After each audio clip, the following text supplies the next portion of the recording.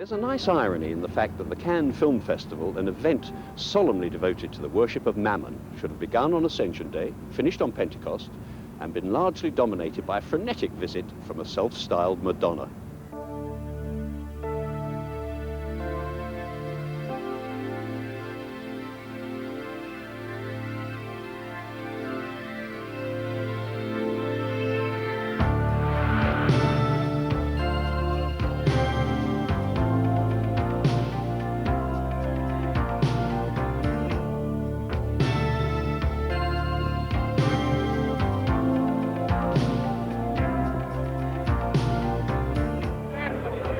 Trust me, Cannes hasn't experienced such hysteria since the original sex kitten Brigitte Bardot first purred down La Croisette nearly 30 years ago. The advent of the now brunette Madonna caused major hassle for the scores of extra cops and security guards, but delighted the enormous crowd that had been waiting all day for her outside the Palais du Festival. Why was she there? Well, she was launching her rock documentary, In Bed with Madonna, made during her recent world tour and featuring behind-the-scenes footage of her life, public and private, and her former lovers like Warren Beatty. Great. Take a breath. Good. This is crazy. Nobody talks about this on film? Talks about what? The insanity of doing this all on a documentary? What? Well, this is a serious matter, your throat, yes? Why should I stop here? But does anyone say it? No, they accept it. Well, why don't they talk about it? Cut. Well, you want to think about that, don't you? No, I don't. If you want to talk at all off camera, you have nothing. She doesn't want to live off camera, much less talk. There's nothing to say off camera. Why would you say something if it's off camera? What point is there of existing? What are you looking at? I suppose some of Madonna's life must happen off camera, but not a lot. Even her early morning jogs caused traffic jams as the screaming paparazzi descended en masse. The hundreds of journalists besieging her hotel by land and sea had a fat chance of talking to her. The few interviews or audiences she granted had been arranged weeks in advance. The unlucky ones were left like peeping Toms, trying desperately for a glimpse inside her £1,400 a night hotel suite. Derek, you were the only daily newspaper man in Britain to have an interview with Madonna. Now, how did this honour come your way? Well, I'm not quite sure how it came my way, but I do think that what she actually said to me was that she couldn't bear the British press, and she wanted to see a critic rather than a reporter because she was so fed up with the lies written about her in Britain. That's what she actually said.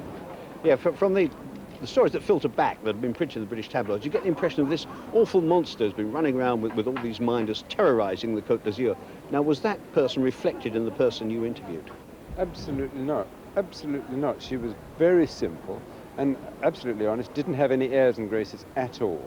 And I didn't see a single minder. I saw a lot of press people all around, ushering us in and out and all that sort of thing. But she signed autographs for every journalist who wanted an autograph for their daughters or sons, you know, and she was absolutely like a pussycat. I think the lies get to her sometimes, and she says that she loves England, she loves London, she loves going around the museums of London and the art galleries. But she says when she comes to London, she lives in constant dread because the press are at her the whole time, and she can't even step out of a car without being asked completely absurd questions. And then whatever she says, her answers are perverted. That's what she said.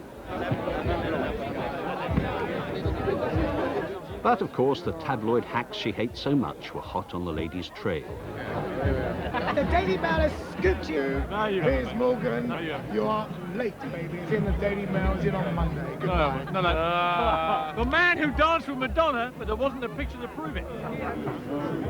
Baz, tell us about your life with Madonna this week. I reckon that, if nothing else, I had to get into her party at the Palm Beach Casino, which is being held in the Gambo nightclub. And I thought, great, I'll go as an African prince. Unfortunately, I couldn't get sort of the full gear. So I got these cards made, which I'll give one to you. Prince Julius Magumbo. That's you, Baz, And I said that my father owned the club, you see. And I went in the club and said, you know, here's my card, my father owns it. By the time they sort of, you know, were sculling amongst themselves, trying to fathom out the situation, I was on the dance floor, doing all that stuff with Madonna. Baz, you are telling us porkies there, aren't you? My dear fellow, I am not. Look, Madonna came over to you and said, Baz, I've got to dance with you. Come on. She didn't say that. She said, look, you're a big boy, honey, I must have it. No, look. Okay, she was about a few feet away further back than where you are. Rupert Everett, Luc Besson, Dennis Hopper's wife, and we're all dancing and so. I kid you not. Now, you see, what I'm firmly prepared to believe, Baz, is that you and Madonna were on the same dance floors at the same time. This is not the same as dancing with Madonna. There's a little stretching of the truth there, right? I dance with Madonna. If what Baz Bamigboy did could be called dancing with Madonna, then by the same token, here I am, jogging with Madonna.